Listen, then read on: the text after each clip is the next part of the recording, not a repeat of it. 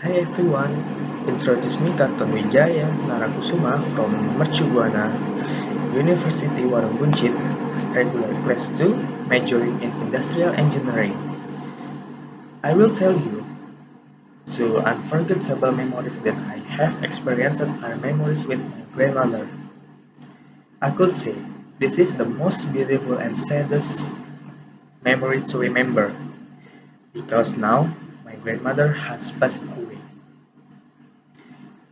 Many memories with my grandmother that are hard to forget, such as small thing that she always pays attention to me.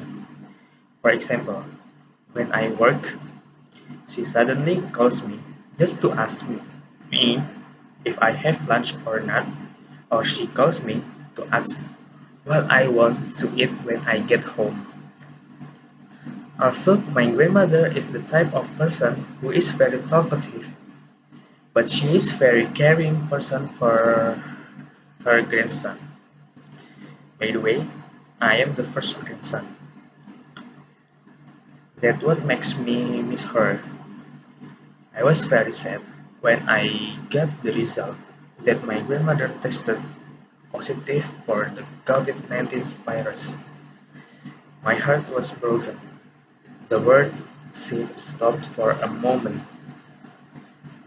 At the time, I was still optimistic that my grandmother would recover, but my hopes were tested when I received news from the hospital that my grandmother had to be admitted to the ICU for more intensive care in a coma situation. At the time, I immediately consulted the doctor who handled my grandmother to find out the condition and the action to be taken by the medical party. It turns out that my grandmother's condition is quite severe. The lung infection she suffered was quite severe, plus she had congenital diseases such as asthma, shrunken lungs, and constriction of blood vessels to the heart. Finally, the doctor advised me to buy an anti-inflammatory drug that was recommended from the hospital because the drug was not covered by the government. Besides the inflammatory drugs, the doctors also ordered us from the family to look for blood plasma donors to stimulate the immune system. My grandmother's body.